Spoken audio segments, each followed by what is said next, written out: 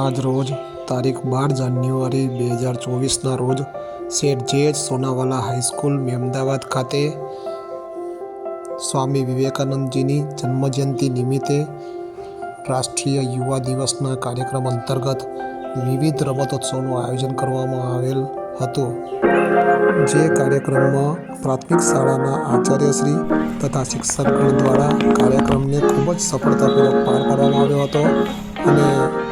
બાળકોને દોડ, કૂદ,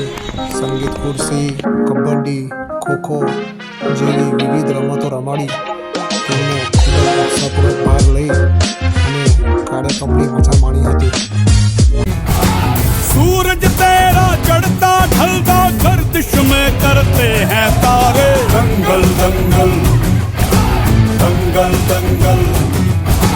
माँ के पेट से मरघट तक है तेरी कहानी पग पग प्यारे, दंगल दंगल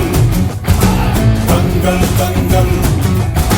सूरज तेरा चढ़ता ढलता गर्दिश में करते हैं तारे, दंगल दंगल दंगल दंगल, धड़कने छाती में जब दुबक जाती है, पीठ थप थपा उनको फिर जगह बात बन जाती है, बावले हाथी सी हर चुनौती है